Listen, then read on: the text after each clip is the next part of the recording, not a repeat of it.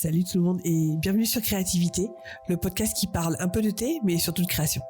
Je m'appelle Karel, dans la vie je suis dessinatrice, illustratrice, autrice de romans et je travaille depuis plus de 15 ans dans le cinéma d'animation. Mais vous me connaissez peut-être sous mon nom d'artiste ou de booktubeuse, Kodaleya. Sur Créativité, je vais vous parler de création dans l'écriture et le dessin, mes domaines de cœur. Ici, je vais aborder mes coups de boost, mais aussi mes coups de mou, mes retours d'expérience, mais mes aventures, mes peurs, mes angoisses, mes réflexions et mes expériences passées, actuelles et futures.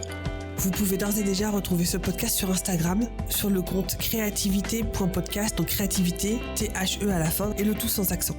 Mais ne vous inquiétez pas, tous les liens seront dans les notes de l'épisode. En attendant, prenez une bonne boisson chaude et bonne écoute. Bienvenue dans cet épisode exclusif Patreon de podcast. Alors, exclusif, oui et non, puisque comme il s'agit de l'épisode spécial décembre, je me sentais d'humeur généreuse et je me suis dit, tiens, pourquoi pas donner une petite idée de ce que pouvait être l'épisode exclusif Patreon.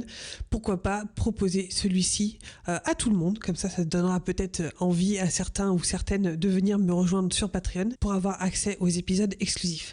Aujourd'hui, comme nous approchons Noël, je me suis dit tiens, ça pourrait être sympa de faire un épisode spécial idée cadeau pour si vous avez des proches qui sont justement fans d'écriture, ou qui écrivent et ou qui sont artistes qui dessinent. Je me suis dit tiens, j'ai peut-être quelques idées avec des budgets plus ou moins variés. Je vais dire entre 20 et 50-60 euros, on va dire grand max, pour vous donner des idées. Donc si vous avez des gens qui écrivent ou qui dessinent autour de vous, si vous ne savez pas quoi leur offrir à Noël ou à leur anniversaire, peu importe, et ben voilà, je viens à votre rescousse et voici une petite liste non exhaustive d'idées cadeaux.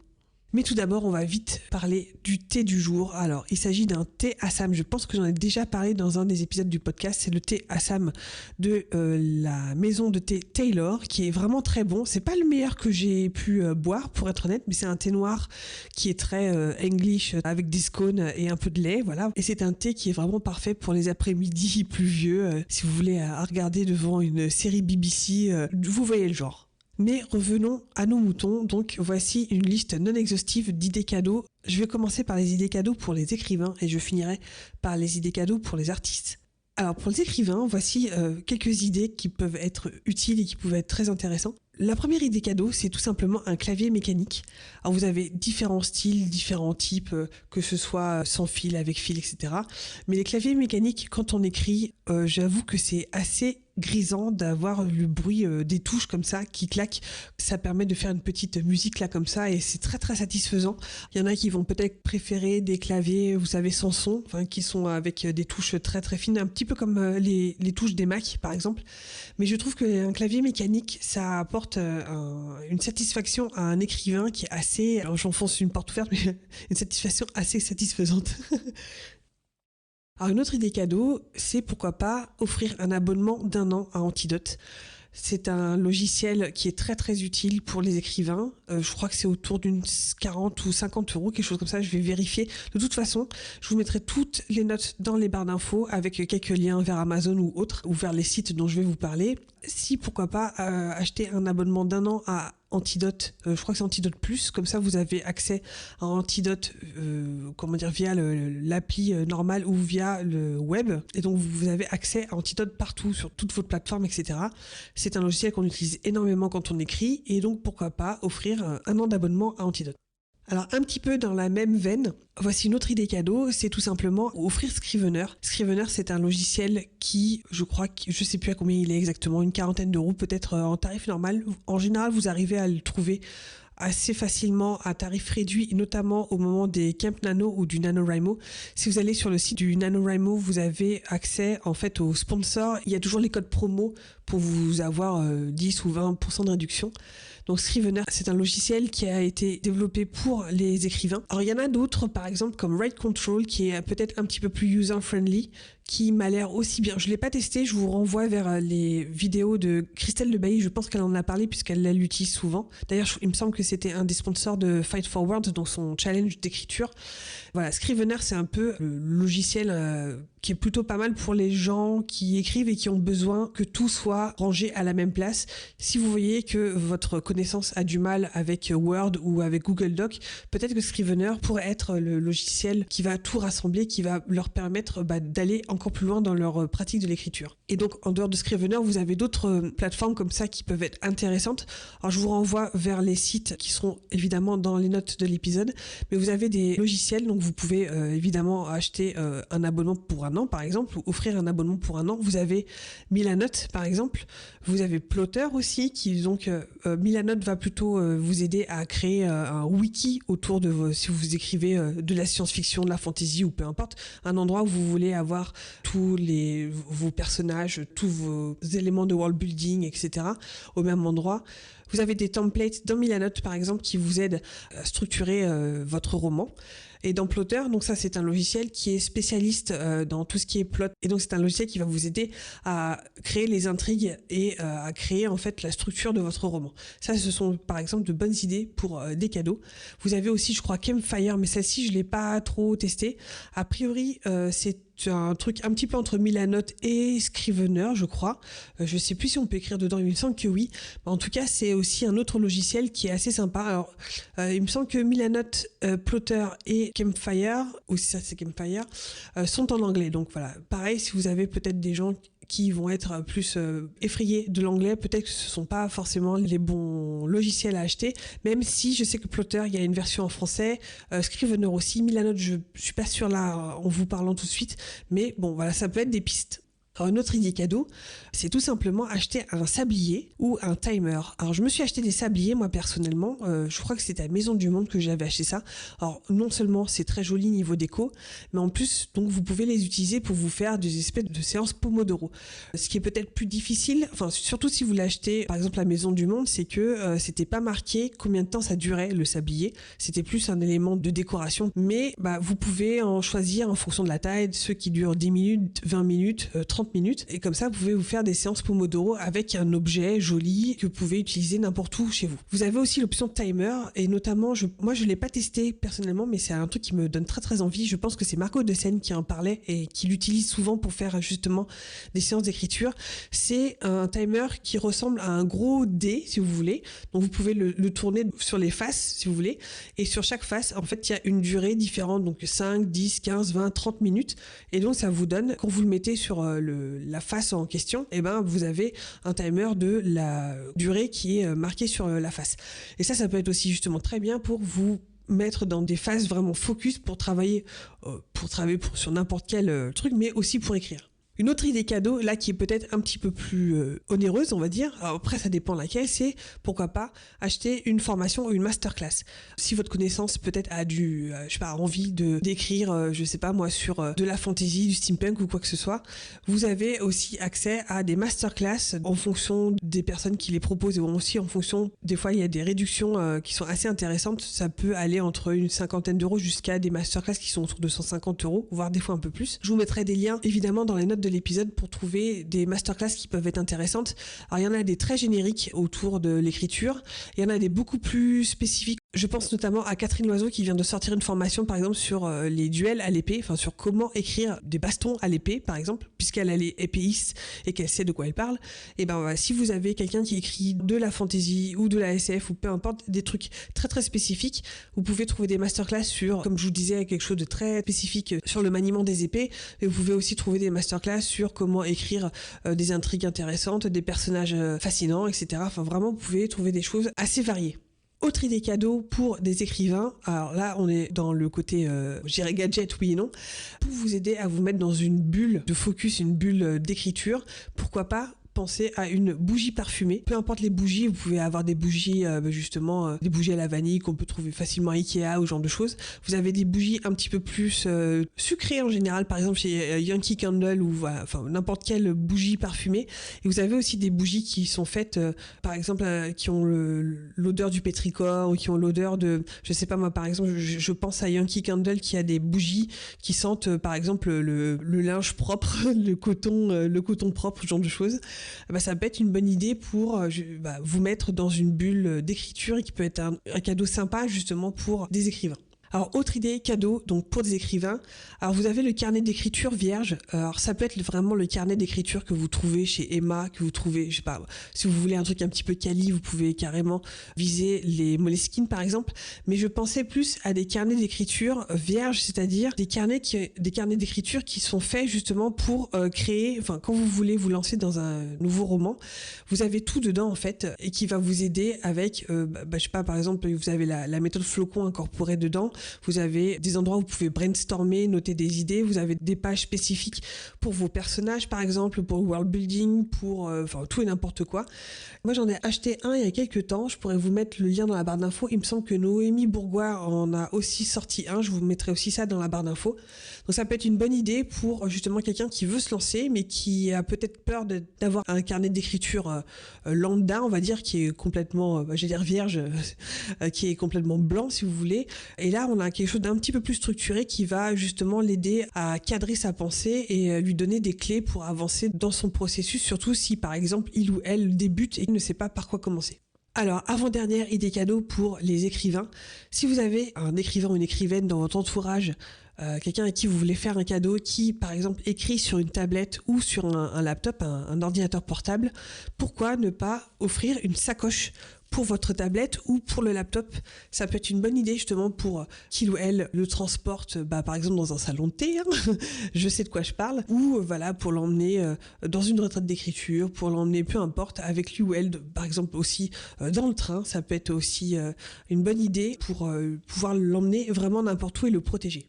Et dernière idée cadeau pour des écrivains, alors c'est bête, vous allez me dire, mais moi je sais qu'en tant qu'écrivaine qui est assez frileuse et qui justement va écrire au même endroit pendant pas mal de temps, des mitaines en laine, ça peut être une très très bonne idée justement quand vous êtes au même endroit, que vous allez avoir tendance à vous refroidir parce que vous ne bougez pas et que vous tapez, vous allez avoir peut-être tendance à avoir froid aux mains, des mitaines en laine, c'est une très très bonne idée. Alors maintenant on va passer aux idées cadeaux pour les artistes. Alors les artistes, vous verrez, je vais parler plutôt des artistes que ce soit en tradi ou les artistes qui vont être peut-être plutôt iPad, mais vous avez aussi des alternatives sur Photoshop ou sur Clip Studio Paint. Alors ma première idée cadeau, c'est tout simplement une palette en céramique. Si vous avez votre connaissance à qui vous voulez faire un cadeau qui fait de l'encre ou de l'aquarelle ou peut-être de la gouache, si elle a une palette en plastique, je vous conseille peut-être de lui offrir une palette en céramique. Vous voyez, alors, il y a plusieurs formes. Alors, vous pouvez trouver des palettes en céramique tout simplement blanches dans tous les magasins de fournitures artistiques, mais vous pouvez aussi très bien trouver, que ce soit à Ikea ou alors, je sais pas moi, la Foire Fouille ou à Casa ou peu importe, vous savez, les assiettes en céramique, donc blanches, de préférence vous me les prendre blanches ou en porcelaine, donc en tout cas les palettes en porcelaine céramique, vous savez, pour les apéritifs qui en général ont des séparations à l'intérieur par exemple, ça peut être une très très bonne idée pour une palette.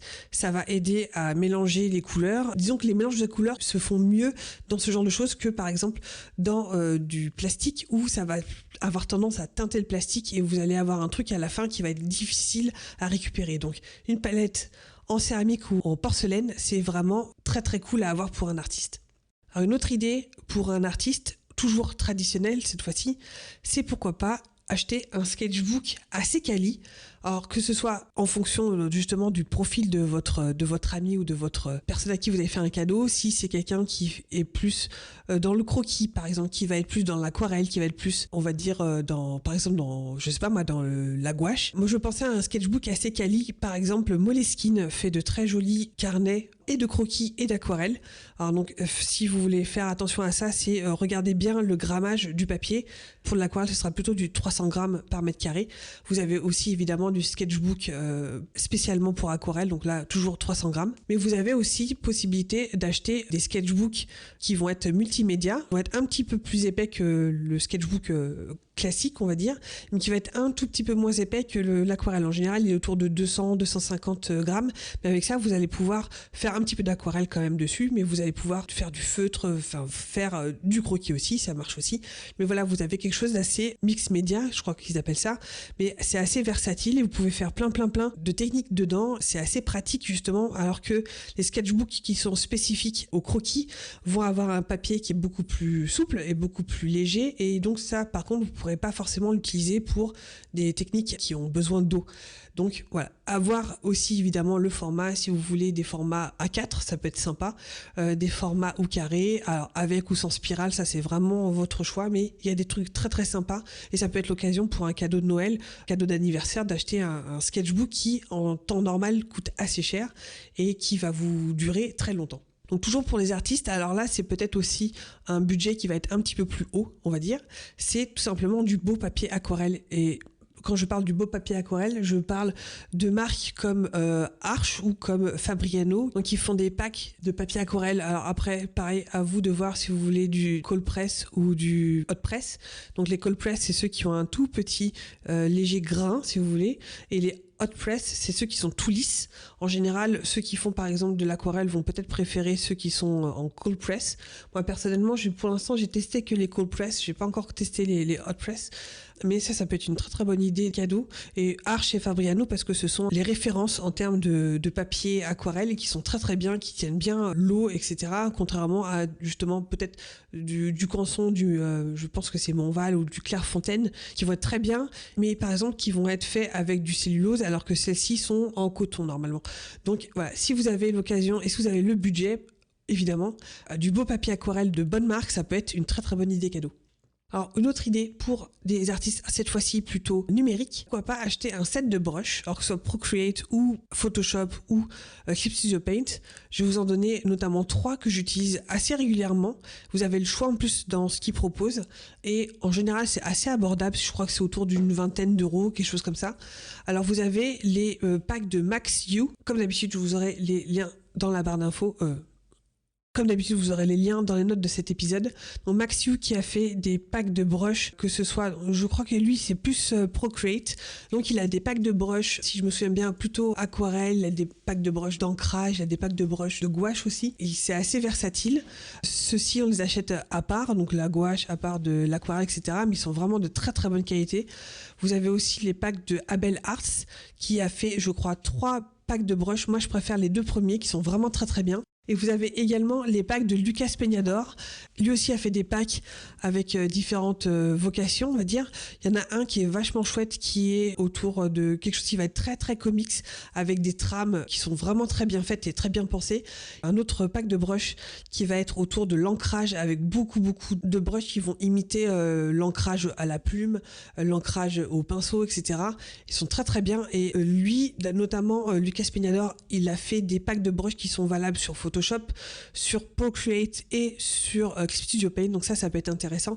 Il me semble que Abel Art, lui, si je dis pas de bêtises, il a une version peut-être Photoshop sur Procreate. Photoshop, là, d'un seul coup, j'ai un doute, mais en tout cas, sur Procreate, ça c'est sûr. Alors, je vais terminer cet épisode spécial idées cadeaux avec les 2 dernières idées cadeaux pour les artistes.